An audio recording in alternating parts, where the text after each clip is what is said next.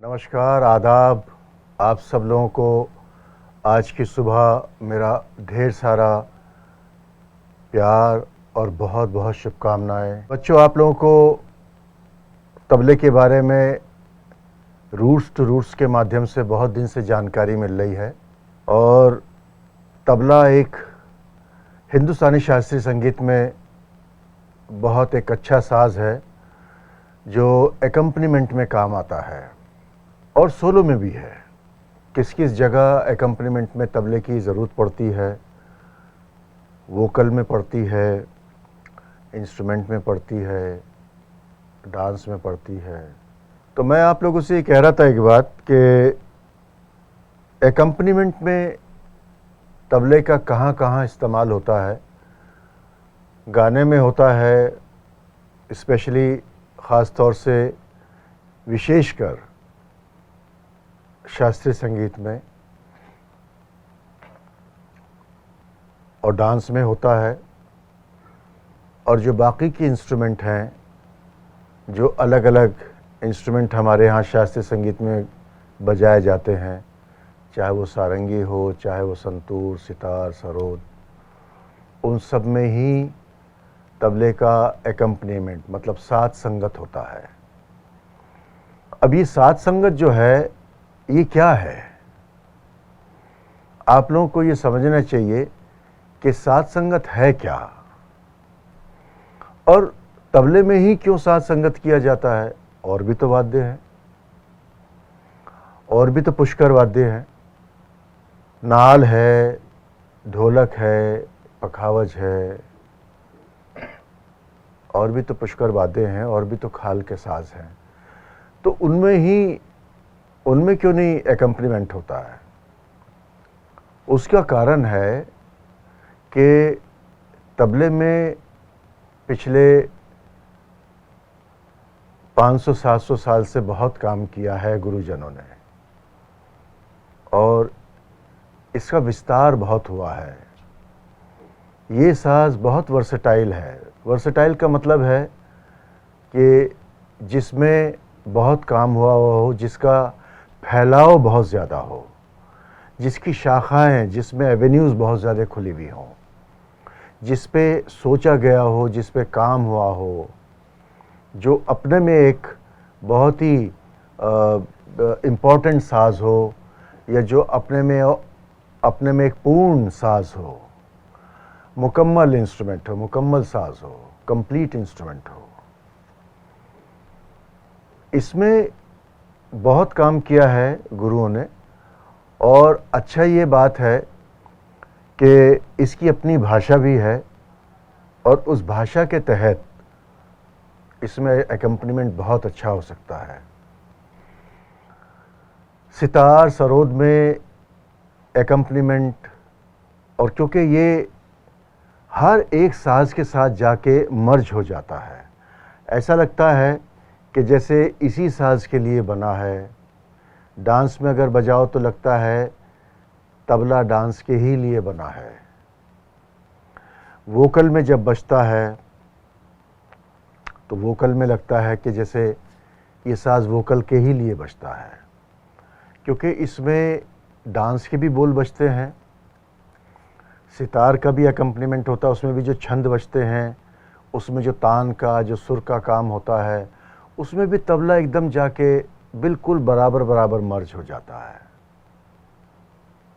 और जो उसमें छंदकारी होती है, उसमें भी तबला अपना एक अलग से उसकी एक जगह है, उसका एक रोल है। इस तरह से देखा जाए तो तबले का जो रोल है, तबले की जो जगह है, वो हर एक साज में, वोकल में और डांस में है। पुराने ज़माने में डांस का जो एकम्पनीमेंट होता था वो पखावज के साथ होता था, और पखावज और डांस एक साथ चलते थे। बहुत सारी पखावज की जो परनें हैं, जो गुरुओं ने बांधी हैं, वो डांस में भी करते हैं। जयपुर घराना है, बनारस घराना है डांस में, लखनऊ घराना है, ये सारे अलग अलग डांस के घराने बने हुए हैं। और इनमें बहुत सारी परने, बहुत सारी जो कंपोजिशंस हैं वो पखावज की भी इस्तेमाल की हैं। तो पखावज का जो बाज है वो बहुत ज़्यादा करीब था डांस के, लेकिन उसके बाद में रफ्ता रफ्ता जब तबला इसमें बजना शुरू हुआ तब तबले ने इसमें अपनी एक जगह बनाई और आज इसमें डांस की जो कतार है, डांस की जो लाइन है, उसमें पहला नाम तबले का आता है और अभी पखावज सेकेंडरी हो गया है। उसके बाद में जो और साज बजते हैं डांस में उनका नंबर आता है, क्योंकि डांस के कुछ बोल ऐसे हैं जैसे भाव पक्ष है डांस में, वो पखावज में उतना अच्छा नहीं बजता है। जो श्रृंगार पक्ष है डांस में वो पखावज में उतना अच्छा नहीं बजता है जितना तबले में बजता है। जो डांस की कुछ तिहाइयाँ हैं, कुछ डेलिकेसी हैं, कुछ सुंदरता डांस में जो आप डांसर और लेके आ सकते हैं, उसमें जो तबले का एकम्पनीमेंट है वो ज़्यादा उसको हाईलाइट करता है, ज़्यादा उसको खूबसूरत बनाता है। और जब दूसरी किस्म की परने डांस में करते हैं उसमें पखावज का बहुत अच्छा इस्तेमाल होता है, तबले का भी होता है उसमें इस्तेमाल, लेकिन पखावज का और अच्छे से इसमें इस्तेमाल होता है। जब पखावज उसके साथ बढ़ता है, बजता है डांस की परनों में, तो जो वो परन डांस में कर रहे हैं उसकी खूबसूरती एक अलग बढ़ जाती है। अब डांस में जैसे ठुमरी का पक्ष है, भाव का पक्ष है, उसमें तबला बहुत सॉफ्ट इंस्ट्रूमेंट भी है और तबला लाउड भी है। तो जो सॉफ्ट काम होता है उसमें तबले का बहुत अच्छा रोल होता है। इसी तरह से गाने में जैसे विलंबित एक ताल है, जैसे रूपक एक ताल है, द्रुत एक ताल है, तीन ताल है, विलंबित तीन ताल है। ख्याल अंग में जब ख्याल अंग की शुरुआत हुई तब उसमें जो सॉफ्टनेस है ख्याल में, गायकी में, और जो उसकी खूबसूरती है, उस चीज़ को लेके तबले को जब लिया गया तो तबला उसमें एकदम बहुत अच्छे से मर्ज हुआ। इस तरह से तबले का जो एकम्पनीमेंट है वो हर एक शास्त्रीय संगीत की जितनी भी विधाएं हैं उनमें बहुत अच्छा रहता है।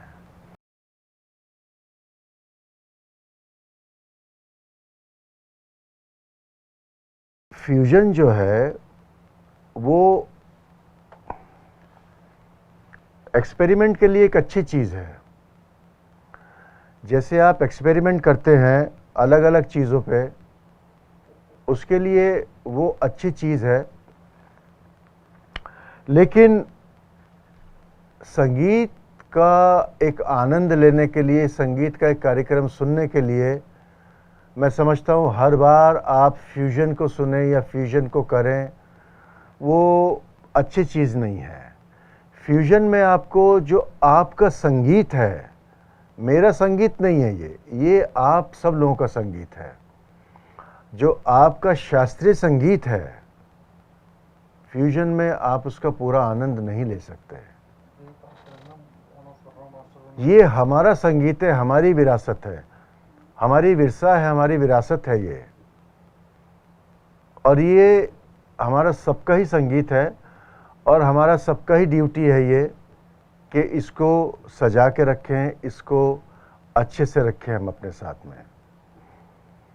तो मैं कहूँगा आप सब लोगों से कि शास्त्रीय संगीत को फ्यूजन ना बनाएं, फ्यूजन नहीं करें। इसकी अपनी इंडिविजुअल पहचान है, तबले की अपनी इंडिविजुअल पहचान है। और हमारे यहाँ आप लोग देखिए पुराने ज़माने में, मतलब बाबा अलाउद्दीन साहब जो थे, मैयर में रहते थे, उनका पूरा ऑर्केस्ट्रा था, हर एक इंस्ट्रूमेंट को लेके उन्होंने कंबाइन किया था। हमारे यहाँ वो फ्यूजन था, वो हमारा फ्यूजन था। आप देखिए कितने पुराने पुराने कलाकारों ने घटम को, मृदंगम को, तबले को, नाल को, पखावज को, इन सब को मिला के कंपोजिशंस की हैं। ये जो फ्यूजन आप सोच रहे हैं ये अभी की देन नहीं है, ये हमारे यहाँ बहुत 100 साल पुराना लोगों ने कर दिया, हमारे गुरुओं ने इस फ्यूजन को किया है। लेकिन आप उठा के देखिए तारीख़, पुराना समय में आप कितना देखिए कि कितने लोगों ने इस पे काम किया है। ऑल इंडिया रेडियो में 60s में 70s में वाद्य वृंद होता था और उसके कंडक्टर भी होते थे। पंडित रविशंकर जी ने वो वाद्य वृंद को कंडक्ट किया, वहाँ शुरू किया। वो सारा फ्यूजन ही तो था, कर्नाटक म्यूज़िक को लेके, शास्त्रीय संगीत को लेके, कर्नाटक म्यूज़िक को लेके, हिंदुस्तानी म्यूज़िक को लेके, और वीणा और फ्लूट और तबला, वायलिन, मृदंगम, पखावज, घटम, इन सब चीज़ों को लेके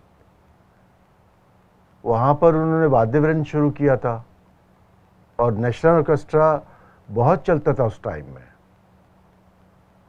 तो अगर आपको ये लगता है कि ये जो फ्यूजन है ये कोई नई चीज़ है, ये नई चीज़ नहीं है। आपको ऐसा लगता है कि वेस्टर्न से ये वर्ड आया और वेस्टर्न में जिस तरह से वो लोग 5-7 इंस्ट्रूमेंट्स को कंबाइन करके एक प्रेजेंटेशन देते हैं, आपके मुल्क में बहुत साल से चला आ रहा है। आप देखिए उठा के इसको। तो अगर शास्त्रीय संगीत का आप फ्यूजन देखेंगे, वाद्यवृंद को सुनेंगे या पुराने रिकॉर्ड्स को आप सुनेंगे, शास्त्रीय संगीत का आप फ्यूजन सुनेंगे, तो आपको उसमें कोई कॉन्सेप्ट नज़र आएगा, कोई कंपोजिशन नज़र आएगी उसमें, और एक सिस्टम नज़र आएगा। अलग अलग साज़ों के होने के बाद भी आपको उसमें एक सिस्टम, एक रूल्स नज़र आएंगे, एक मेलोडी नज़र आएगी। परकशन में आपको भी एक चीज़ नज़र आएगी उसमें, और आपको समझ में आएगा कि जो फ्यूजन है इसके बारे में बाकायदा सोचा गया है, इसको कंपोज किया है, एक अच्छे कंडक्टर ने इसको कंपोज किया है। आज का जो आप बच्चे फ्यूजन सुनते हैं या देख रहे हैं वो 90% 95% अनकम्पोज्ड है। जिसका मौका लगा वही बजा रहा है, जिसका मौका लगा वही अपना रोल अदा करके जा रहा है। तबला प्लेयर आया तो उसने बजा दिया, जेम्बे वाला आया तो उसने बजा दिया, कॉन्गो वाला आया तो उसने बजा दिया, और कॉन्ग वाला आया तो उसने बजा दिया, घटम वाला आया तो उसने बजा दिया। अनकम्पोज्ड है, अपना अपना बजा के जा रहे हैं। लेकिन मैं ये नहीं कहूँगा कि आपको कि आप उसको मत सुनिए, आप उसको सुनिए। वो वाला फ्यूजन भी म्यूज़िक भी सुनिए, वो भी म्यूज़िक है, उसमें भी मेलोडी है, उसमें भी रिदम है। पहले वो सुनिए, फिर जो आपके देश में जो गुरु, जो कंडक्टर रहे हैं, उनका कंपोज किया हुआ वाद्यवृंद सुनिए, उनका कंपोज किया हुआ ऑर्केस्ट्रा सुनिए, और फिर आप उसमें दोनों को कंपेयर कीजिए और ये सोचिए आप कि किसमें कॉन्सेप्ट है, किसमें नहीं है, किसमें रूल्स हैं, किसमें नहीं है, किसमें मेलोडी है, किसमें नहीं है, किसमें सिस्टम से काम हो रहा है और किसमें सिस्टम से काम नहीं हो रहा है। आप लोग खुद पहचानेंगे कि हमारा जो संगीत है वो सिस्टम पे आधारित है। शास्त्रीय संगीत जो है सिस्टम पे आधारित है।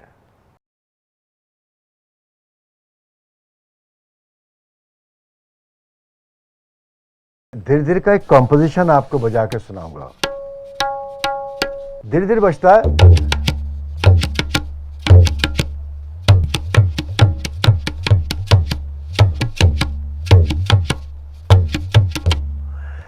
ये वाला साइड पहले उठेगा,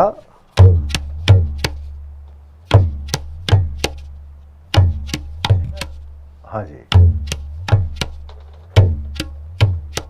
और बायां और दायां दोनों मिलके ही धीरे धीरे बजेगा। अभी एक कंपोजिशन है जिसमें धीरे धीरे आता है, धा तिरे किट तक धीरे धीरे किट तक, धा तिरे किट तक तीना किट तक, धा तिरे किट तक धीरे धीरे किट तक, धा तिरे किट तक तीना किट तक, धा तिरे किट तक धीरे धीरे किट तक, धा तिरे किट तक तीना किट तक, ता तिरे किट तक धीरे धीरे किट तक, धा तिरे किट तक तीना किट तक। ये एक बहुत छोटा सा कंपोजिशन है। वैसे तो हर एक अच्छे उस्ताद ने अलग अलग तरह से धीरे धीरे की कंपोजिशंस की हैं, चाहे वो आज के उस्ताद हों चाहे वो पुराने उस्ताद हों, उन सब ने अलग अलग धीरे धीरे को लेके कंपोज किया है। लेकिन मैं आपको एक छोटा सा एग्जांपल देता हूँ, छोटा सा उदाहरण देता हूँ धीरे धीरे का।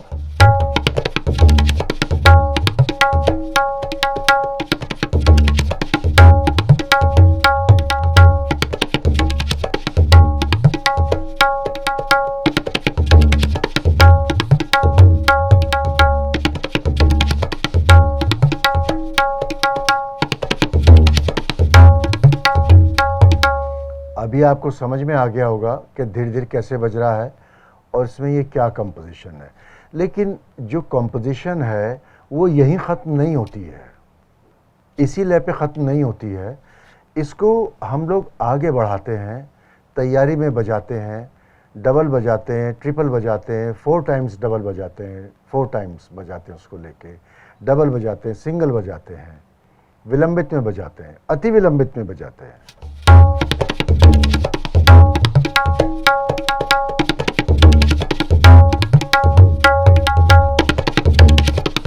अभी मैं क्या करूँगा कि इमीडिएटली डबल में नहीं बजाऊँगा, ग्रेजुअली उसको बढ़ाऊँगा ताकि आपको और सही समझ में आए कि धीरे धीरे किस तरह से स्पीड में बढ़ती चली जाती है और कैसे उसकी टेक्निक है।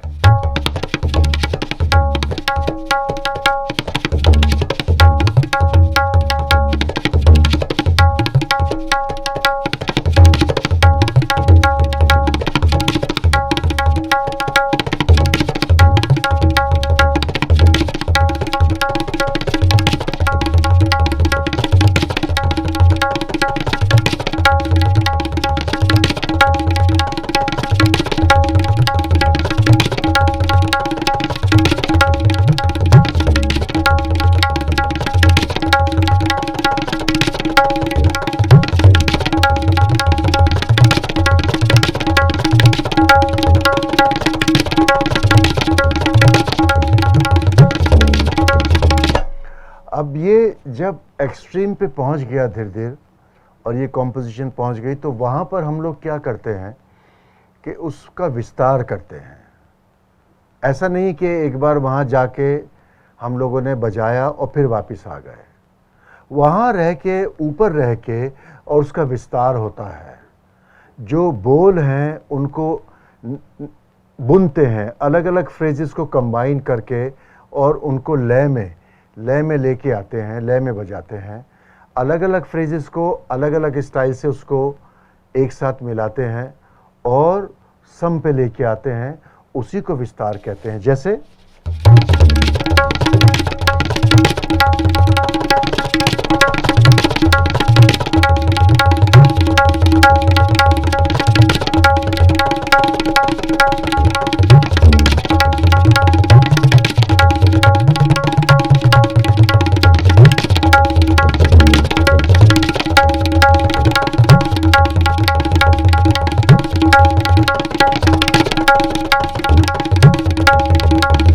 ये जो वेरिएशन है, ये विस्तार है, ये काफ़ी देर तक चल सकता है और इसमें अलग अलग फ्रेजेस को हम लोग कंबाइन करते हैं।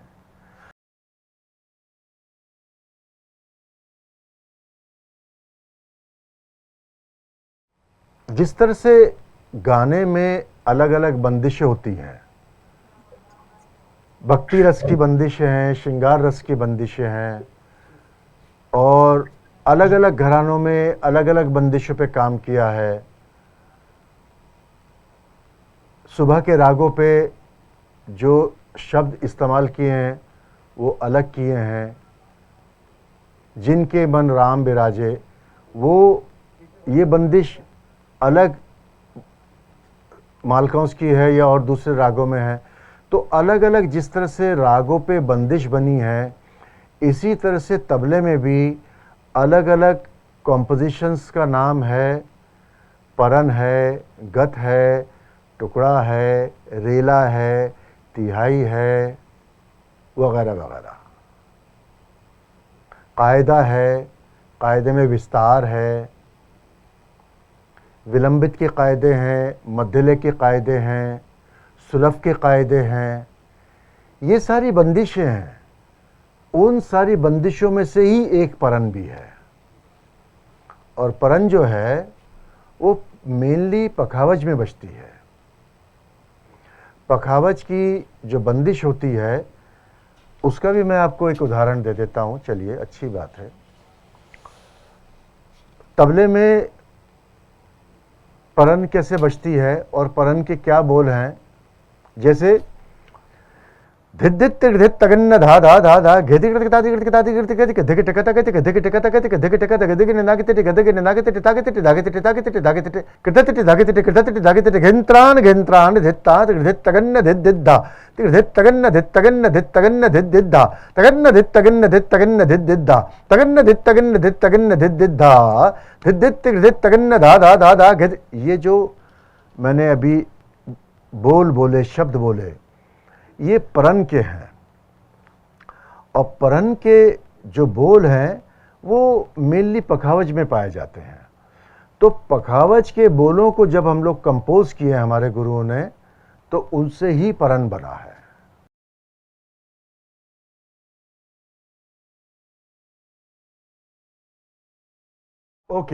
ओके, देखिए, जिस तरह से अभी एक सवाल पूछा था बच्चे ने परन के बारे में, तो मैंने उनको बताया कि परन एक कॉम्पोजिशन है।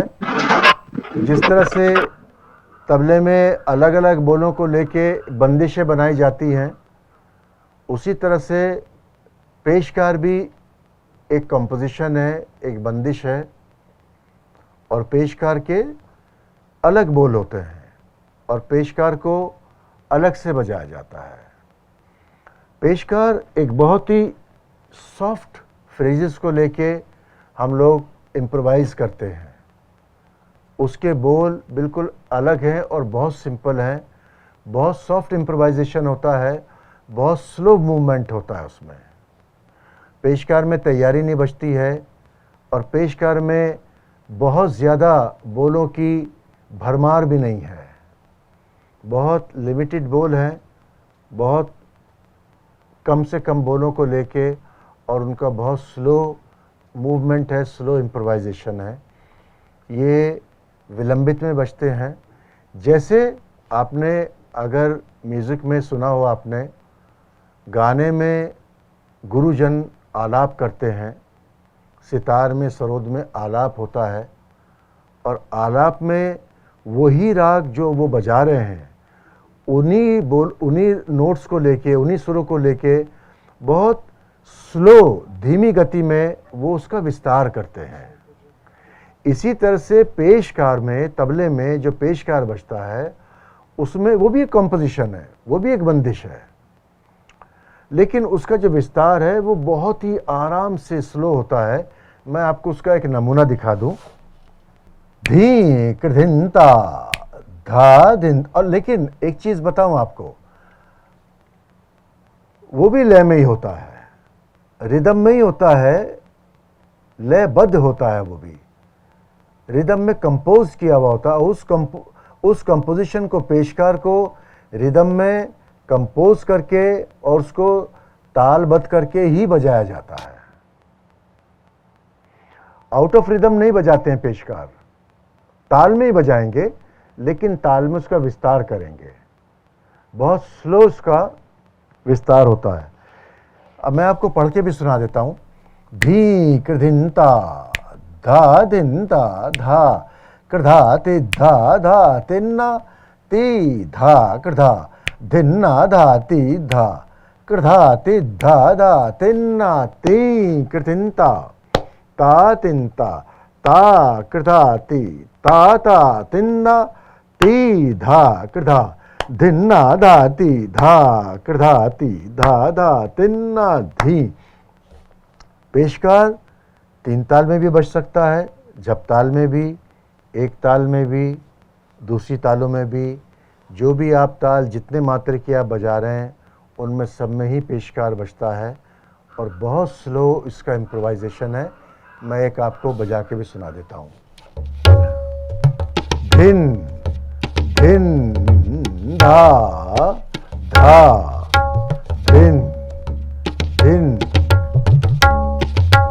धा धिन धा धिन धिन धा धा धिन धिन धा धा तिन तिन।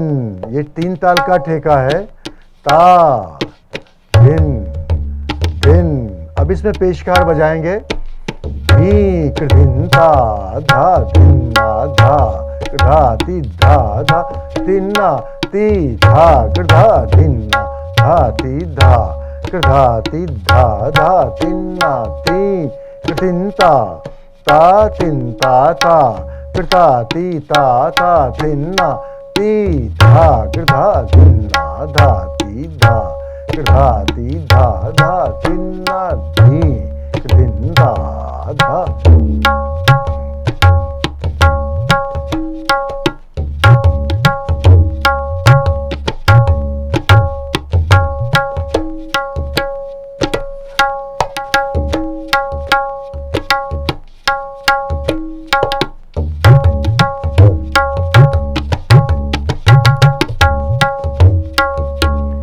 ये 3 ताल का एक टाइम फ्रेम है और उस 3 ताल में ही पेशकार को कंपोज किया हुआ है। ये इसी तरह से बजता है। जब हम तबला सोलो बजाते हैं तो शुरुआत पेशकार से ही करते हैं और पेशकार की शुरुआत से ही फिर हम उसमें थोड़ा इम्प्रोवाइज़ करते हैं। वो आपके ऊपर है, चाहे आप 5 मिनट करें, चाहे 10 मिनट करें पेशकार की शुरुआत, या उसका विस्तार चाहे 15 मिनट करें। ये तबला प्लेयर के ऊपर है कि वो उसको कितनी देर बजा सकते हैं। अब इसमें जो स्लो मूवमेंट है, इसी में छोटी छोटी लयकारी होती है, इसी में अलग अलग फ्रेजेस को आगे पीछे करके उनको कंबाइन करके और उनको अलग अलग लयकारियों में पिरो के उसको आगे बढ़ाया जाता है। ये पेशकार का एक तरीक़ा है और पेशकार सभी घरानों में बजाया जाता है। सभी घराने के तबला वादक पेशकार से ही शुरू करते हैं। बिना पेशकार के सोलो तबला, मैं सोलो तबले पे बार बार इसलिए ज़ोर दे रहा हूँ कि सोलो तबले में एकम्पनीमेंट में नहीं, एकम्पनीमेंट में तो कहीं से भी शुरू कर देते हैं, लेकिन जब सोलो तबला बजता है तो पेशकार से ही शुरू करते हैं। कुछ नियम हैं, कुछ सिस्टम है हमारे यहाँ। चलिए आज के लिए इतना ही काफ़ी है। Thank you so much and all the best to you. Wish you all the best. आप अच्छे रहें, मुस्तकबिल में आप खुश रहें और हम लोगों से जुड़े रहें। Thank you. खुदा हाफिज़। All the best.